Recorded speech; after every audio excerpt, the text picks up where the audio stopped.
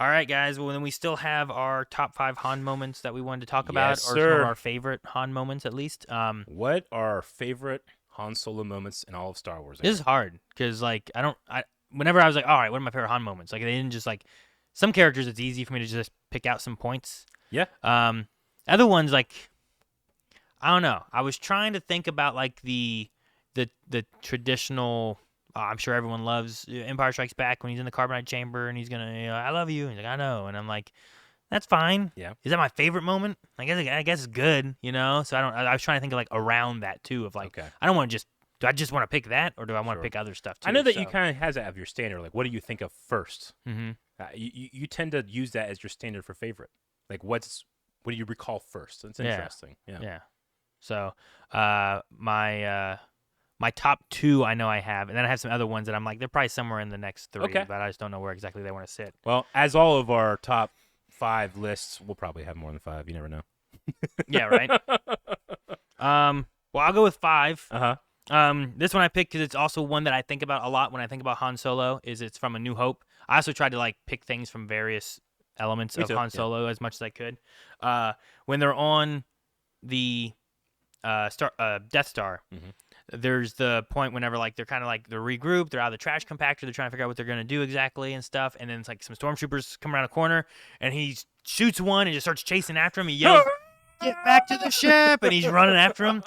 I love when he comes around the corner Yeah. to the group of a bunch of stormtroopers, especially after the special edition came Uh-huh. out. Because in the original edition, it was like there was like 6 of them there. Yeah. And you're like, oh no, they turned around. But when you come around there are so There's like many. 100, yeah. And you're like, holy crap. And I love cutting to Chewie, and Chewie just sees a ton of blasters. He's like, oh. And then Han just comes running away. That is one of my like Han Solo moments that I always think about. I mean, it's when his luck and confidence doesn't work out that's almost better, right? Yeah. Yeah, no, I get you. That's a solid one. I didn't even think about that one. No. But now my list is worse for not thinking about it. Man, well, I mean, I'll just go ahead and make mine then number 5 in a very similar thing, which is we're having a slight weapons malfunction. We're fine. We're all fine here now. Thank you. How are you? How are you? This doesn't work. Like, that's what I'm talking about when it comes to Han smooth talking. Like, he's so confident that, like, it shouldn't work. But most of the time it does. Sometimes it does, Sometimes yeah. it doesn't. But, like, he will do things being like, why did I believe him? It's like, well, he said it really confidently. That's all you really need sometimes. But, yeah, so that would be mine. I every time I watch that part, I have to kind of reset to the beginning of that because I end up laughing over lines. Yeah. Yeah. No, I get you. I like that part too. It's a really good like Han Solo kind of moment. Yep. For my next one, it's another one that I just kind of think of. Like I said before, I tried to like take the I know out of there. So It's just like so iconic. It's it almost is. like It feels like you're cheating. wasting a Oh slot. yeah. Like everyone thinks of that one, Yeah, it's like Universal Captain. Yeah. I get you. But the one that like I think a lot of, and I think we think of it, and we also mentioned it already on the podcast, was during Return of the Jedi, where like they're trying to get to Endor. It's like, I don't know, Chewie, this might not work.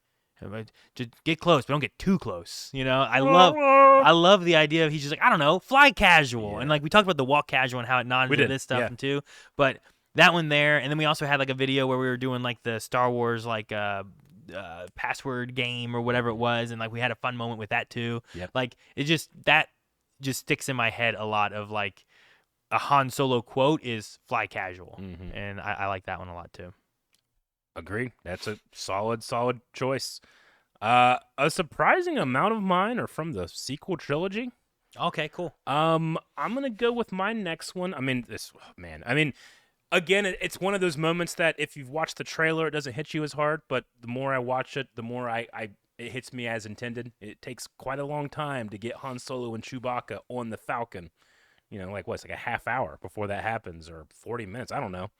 But when it happens and those two come on, you see Harrison Ford, you see Han Solo, much older, Chewie, we're home. Like it's a great trailer moment, and I will never forget like watching that for the first time. You still or had that whatever. moment on the trailer, Yeah. but it didn't hit you in the movie the same way. But the more time I have away from thinking about it as a trailer and it being just a function in a movie, especially for the third of a series of trilogies to wait that long to hit, I don't know, man. It hits me so hard. Like, I legitimately will tear up just with those 2 words. We're home, you know? We're home. So it's got to be up there for me. Gotcha. No, that makes sense. Chewie, we're home.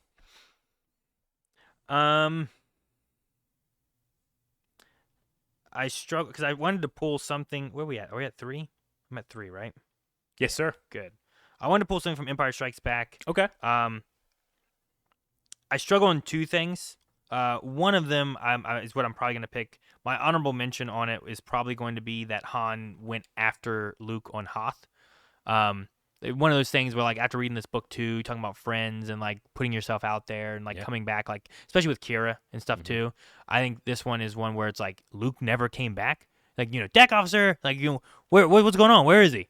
He's like, well, I'll see you in hell. And he goes out there. Oh, dude. But on top of that, like the fact that he went out there is great. Yeah. But I always think of him cutting open a tauntaun and his line of like, I thought they smelled bad on the outside. I always think about that too. And like, just with this book and that, I think that moment means a lot. Agreed. But the other thing I also already mentioned that I really like is I think in Empire Strikes Back is like the only time we really get to see like Han Solo flying, and we have the asteroid scene. And like the asteroid scene, like there's kind of 2 parts where it's like going in and then hiding the worm, and then we fly out and we go and we attach to the Star Destroyer. But like that whole section is like I said, the only time we really get to see Han like being a pilot and showing off how good he is and avoiding like all these TIE fighters who are hitting the rocks, whereas he is in a much bigger ship and he's avoiding them. And he doesn't have the Force, he doesn't have anything. He's just flying a big ship with his co-pilot Chewie, So those are great moments. Like that is probably my number 3. This isn't one of my moments, but like you're talking about moments of Han flying. I love that moment in Solo where he's like, I learned this from my friend Needles, who was he's the best pilot I ever saw, and he died doing this. That makes me crack up every time. It was on my things I didn't know too, but people, I don't know if it's confirmed, which is, but Needles is the name of the street racer kid from Back to the Future 2. And some people were saying like, oh, you think that's a reference? Maybe, yeah. I have to rewatch it because I don't remember. Me too. I don't remember that. Yeah, well, I don't have encyclopedic memory for Back to the Future like I do Star Wars. So, if that's the case, it's only because of Star Wars that I know that. Yeah. What are we on? Am I on 3? You're on 3. And my last 2 are my 2, so I'm happy for that. So as right now, I'm waiting to see what you have too. My number 3 is the first meeting with Chewbacca on Mimban. Han gets thrown into the pit, and like, we haven't fed him for 3 days. And the way the beast is introduced is like you hear all the scary sounds of a bear and all the scary stuff, and the chain is pulling in, and he's attached to it, and it's very frightening until the reveal it's Chewbacca, and only with that reveal does his voice go up and you hear the classic Wookiee sound, But there's just so many amazing moments in their little fight where like kill him slower. Kill him too fast, kill him slower. That's amazing. Like Chewie like pushing him down into the mud, and then Han like grabs his hair and pulls him. Chewie's like, ow! Yeah, I love that. Han bites him. I love them going like, feed him to the beast. There's a beast. There's a beast. Yeah. But man, that's so funny. And then whenever he also has a couple lines of Shirley Wook, and I think Alden Ehrenreich like does an amazing performance of like, it feels like he's speaking the language but not doing a Chewie impression, which I think is actually quite difficult. Yeah. I love when Chewie kind of realizes what he's doing, and he like throws him out there, and Han's like, okay, I know exactly where to go. Let's go. And he starts running this way, and Chewie runs that way, and he fucking just takes him off his feet. I love Solo, but that might be my favorite part of Solo, the introduction of Chewbacca until like where they go from like, these kind of like, I don't know. Chewie's such an interesting character because he's a dog. George Lucas thought of him as his dog that he would have. But it's like Chewie lives so long that he thinks of his pets as being like his dog. So like he has a relationship of a dog, but one that you don't find as necessarily as precious because You know, that's one of the that things. dog will live longer than me. Yeah, it's one of the things that like a lot of people say, like if you have kids, like have a dog, and that teaches you to appreciate when things aren't around forever, because dogs love so hard, but they don't live all that long, you know. But it's kind of like the inverse, where like Chewie is your dog that will outlast you, you know. I just really love that idea. So yeah, that's my number 3. Okay. My number 2 was also from Solo, Oh, cool. which we had a small reference to it earlier today. But it is in the White Worm lair. Like, he's meeting Lady Proxima and talking to her, and like he's tired of being beaten and everything. And I love that and this book, the book also had a reference at one point when they're giving a device, and he's like, "Oh, maybe this is a thermal detonator. I think I've heard of these before," but he doesn't know what it is, one. right? And I love in the movie that he picks up this rock, and she's like, "What's that?" He's like, "It's a thermal detonator." Thermal detonator. And now it's active. Nuh-uh, you just did that noise with your tongue. I love his bluff of that. Yeah. And like, I don't know if he had an idea of what he was doing, but then he gets to the point of like breaking the window and it helps their escape. But it either A, was like, let me buy enough time if this doesn't work to come up with another plan, or B, if they fall for this, like, I'll just get out of here because they'll think it's a thermal detonator.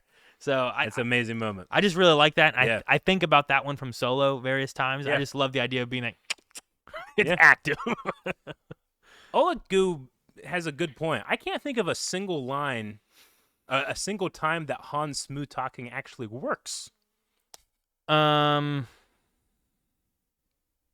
know it does because he's alive. Do you count to Leia?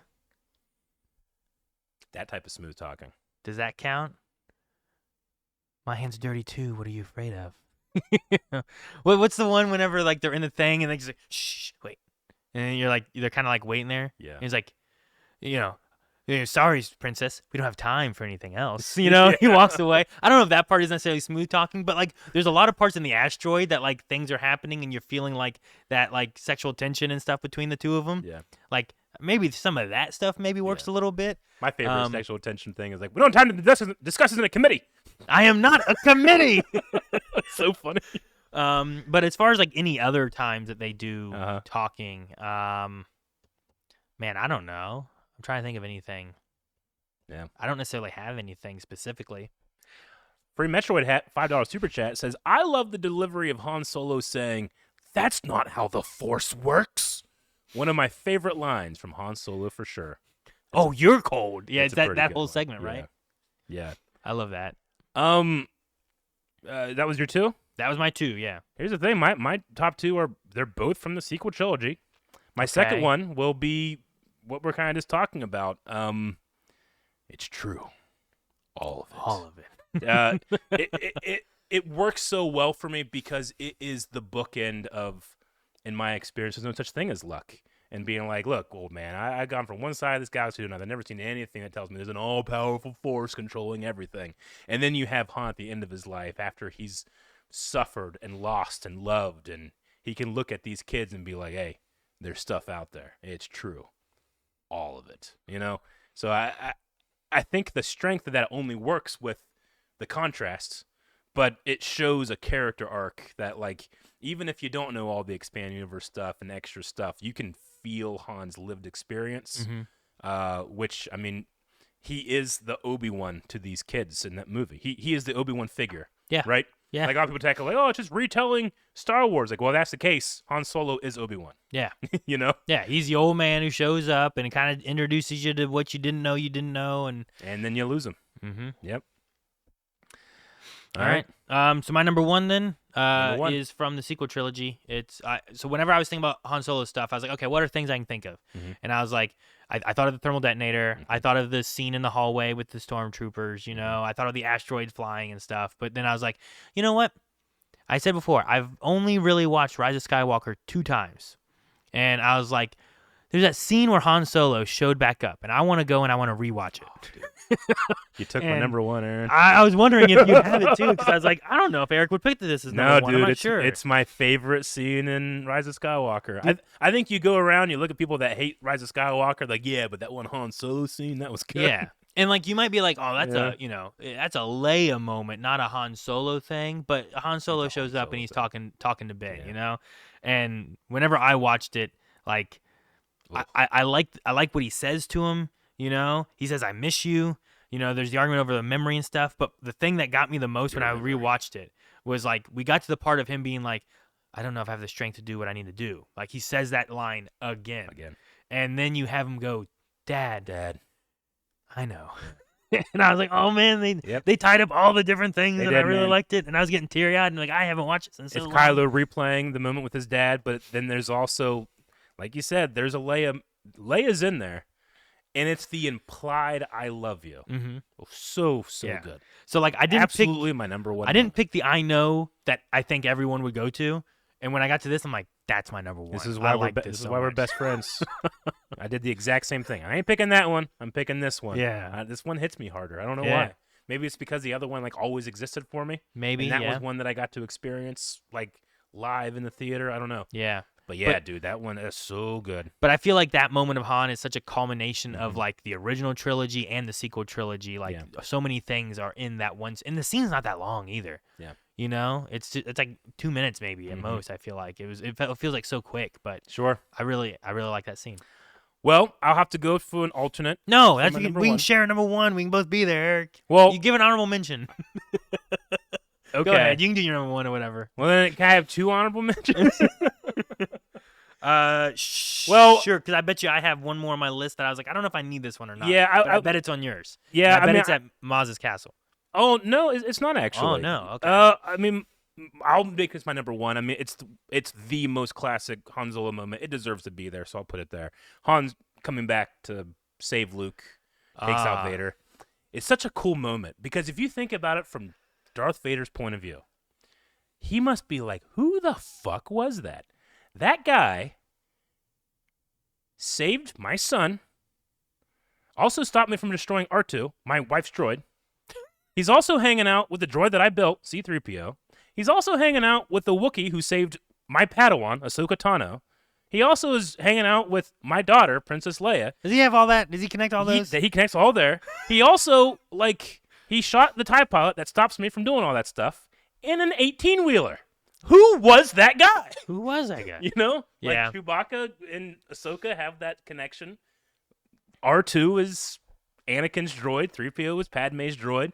Like, he has no connection to Darth Vader except for all the connections to Darth Vader in that regard. Sure, yeah. And the fact that it's him that comes in, Yahoo! And he just, he does the shot. He came back. It wasn't about the money. Yeah. And, the Battle of Yavin was a hard-fought battle. There's a lot of starfighter pilots. And I imagine Wayne Tilly's like, he just came at the end. I was there the whole time. Yeah, I didn't get. Where's my medal? Where's my medal? Where's Chewie's? Yeah, right. Yeah. So he just showed back up. But I so like that movie too. I think I'll put that one there. I think it's classic. I can't think about it though without my flub version of that line that I had whenever we were doing that one game too. So let's blow this kid and go home. It kind of messed with it a lot. It's like, fuck, that's not what it was. But yeah, you might have ruined my favorite moment, Aaron. Yeah. No, that would be my number one. Well, I'm curious then what your honorable mention is then. My other honorable mention, because I was in Force Awakens, what do I think about from the Force Awakens? I think about can I see that? And he takes the bowcaster and he shoots it, and the guy just blows up. He's like, I like this. And I'm like, man, that's so strong, because they also are establishing how strong the bowcaster is, how too. Strong Chewie is, how strong the bowcaster is, and that's why Kylo Ren cannot fight a newly formed Rey very well. But it also makes me think of man, Han, you've never thought to ask him hey, can I try your bowcaster? He has Beckett's weapon. Yeah, I guess. But I feel like I'd have been like, let me try this thing at least once. Let me get some target practice with it, That's something I never really thought about. Chewie doesn't have a bowcaster in Solo. He just uses a regular blaster. Yeah, I don't know when he gets a bowcaster. Yeah, he's not in that movie, though. He has 2 bandoliers, no bowcaster. Yeah, for the people saying what at one point we were playing a game or something like that, or I don't know what we're doing, and I went to quote that line for. It was a dyslexic moment. Yeah, it was. I just mixed up lines, so I was he's like, "What is it? Let's blow this thing and go home." And I just, kid, you're all clear. Let's blow this thing, go home. And Great shot, kid. I just mixed up some lines in it and put the kid in there too. And it was one of the most honest, funniest moments of my life. So amazing, and it's continued to give me joy every time we bring it up. Well, my honorable mention, I actually brought the clip because I'm not sure if you've ever seen it. Have you seen the deleted scene from Star Wars from Solo: A Star Wars Story of Probably Han, Chewie, and Beckett walking in the mountains? I don't remember it. So this is a scene with almost no dialogue, but it's one of my favorite interactions between my two favorite When you characters. say walking in the mountains, is this like the train after the train? After the train. Okay. Yep. So it's we'll go ahead and check out the deleted scene right here because I don't know if you've seen it or not.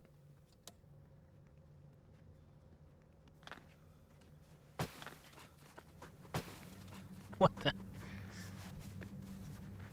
I love Beckett watching him.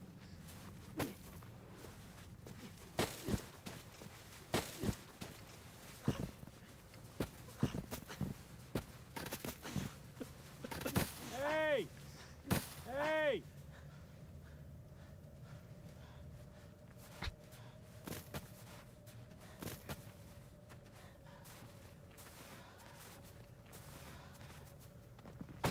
You run. I have not seen. Have you that. never seen that? No. It's my favorite deleted scene. I understand that it might the humor and the earnesty might kind of undercut Val's sacrifice a little bit, you know. So I kind of get not having it in there. But Yeah, sure. It is so it's almost with no dialogue. You just have Beckett, hey, Let's go. and Chewie Well, yeah, at the end. But there's so much that has Yeah. just happened. So like the Yeah. loss and stuff. Yeah. there's but something like juvenile. There's like a and- kid moment there. Yeah. Honestly, I'm kind of surprised that Chewbacca, being as old as he is the first one to throw a snowball. You know. Yeah. Maybe it's also an element there where it's like, man, everything's so sad and everything is so like, you know what? I'm just gonna. Yeah. Or it's an idea of like get some frustration out a little bit of what all's happened too. It there's something about it that, like hits the like man's best friend, like a boy and his dog like trope a little bit too. Yeah. Like they're kind of like roughhousing and playing while this other person is somber and heady. It's like I don't know what it is about it, but there's like a little tiny story told in a snowball fight, and Jonas Sutamo he just nails Peter Mayhew's aura. There's a way Peter Mayhew walked. Because that's when he was starting like taking over, right? Was it solo, he or did he started do it in The Force Awakens? Was Force Awakens the last Peter Mayhew like Chewie? Because wasn't he still? I believe he was the last time he appeared. He couldn't appear in here. And Jonas Sutamo actually, I don't know if he ever released it, but he wrote a lengthy, very heartfelt letter to Peter, being like, last time we worked together, and now I'm kind of taking over. I just want to thank you I will keep you, keep you in my heart and in my body as I, perform this character past, your tenure as the character. But there's something about that scene, like the way he falls, the way he runs out of frame at the end, that feels so Peter Mayhew to me. So feels Chewie. feels Chewie. That's like my Chewie. honorable mention. I do like, and I'll talk about this because I thought about it during the train heist when I was watching it. But there's elements of like you want to bring these newbies on and all that kind of stuff too, from Val. Yeah. Where like they want like, can we get Bosk or get the whatever twins or The Zan sisters. Yeah. Who, I don't think has any ever appeared in canon. I don't know who that is. I don't know who they are. That's why I was like whoever they were. But I remember thinking like, oh, there's those two chicks from episode 4. They're like hanging out in the cantina, but that's not. I don't think that's so. not them. No. But I was like, dude, if they wouldn't have been here, the success that they do have was only because of Han and Chewie. You know what I mean? Yep. Like without those two, like the Beckett was too confident on the information he had. They weren't worried about Enfys Nest coming up at all. You know, the once that happens, the other pilot, dang, what's his name? Rio, yeah. Yep. He gets shot, like he wasn't able to fly. Cloud So because Rider's of having killing him, Han and his flying ability, Yeah. because he talked about being a pilot, and they're like, oh yeah, you're a pilot, kid. Because of him, because of Chewie and his strength and being able to actually uncouple, like those three would have just died if it was just those three. And I don't know who else. They said they didn't have time to find anyone else, but like because of those two, it was as successful as it was. Yeah. And I was like, it's nice to see that they were able to pull off the things they needed to, even if the rest of the team Agreed. and it wasn't even that the rest of the team was doing bad. No. They just got invaded because of Enfys Nest, because Beckett was too egotistical or whatever to even Dryden. It's like, you should have accounted for Nest to show up, Yeah. So I don't know. It was one of the things I thought about when I was It's also watching. like kind of unfair that they're even there in the first place, because Beckett, this is an unsanctioned mission from Beckett, because he's saying like, I'm technically stealing from these other guys who I have a loose alliance with, and we know that because of the Shadow Collective under Darth Maul, he's collected all this stuff. So he's like, but I'm still going to do it anyway. So I'm going to send you guys to go do it. And if you die, I mean, it might even be better, you know? So yeah, Han being there does help them out more. But then it creates the avenue for Tobias Beckett to try to take advantage. And though I do appreciate Beckett, like, in that movie, in that point there, too. He was like, no, I'll go talk to Dryden. Yeah. He doesn't know who you guys are. Yeah. And if you guys go, you will be stuck under him forever. Yeah. And he was trying to give him an out. But also, it's like, where are we going to go? Yeah. You know, what solution do we have Exactly. right now? So Beckett's one of my favorite characters. I love that, like, Han shoots him first. Because you see, like, Beckett, like, he puts his finger on his trigger. Like, he was going to shoot. And he says, like, good job, kid. I was definitely going to shoot you. You know, like, in his death, he was proud he taught Han something. And that was really cool. Yeah. And, I mean, what an introduction when he's coming in, like, in Mimban. Oh, and just bam, bam, bam. Yeah, I love it. I always love dual-wielding, like, weapon stuff anyway. I think we need more gunslingers. Yeah, like, I always think of Rex, too, with him having his double pistols and stuff. Like, absolutely. I love that. So when I think of smugglers and scoundrels and some of them, I love them being, like, dual-wielding pistol people. It's so fun. But I kind of want more gunslingers in Star Wars. That archetype, I think, fits so well. The Mando's close to that, but he only uses one. Yeah, you know? Yeah, and they also kind of, like, they rely on their armor a lot. Like, their religion is weapons, so they're not, like, you know. The cool thing about Gunslinger is, like, all I need is this one thing right here, you know? Or two, if you want. But there's, like, the style and flair that Mandos tend not to have. They're more serious, and they take war seriously. So they're not really going for style points, necessarily. They're just trying to do what it is they do. Whereas to Beckett, he likes the style. He wants to play the Valicord back on Glian's Leam, you know? Yeah. Which is Kit Fisto's homeworld. So his paradise is where Kit Fisto's from. Yep. Interesting.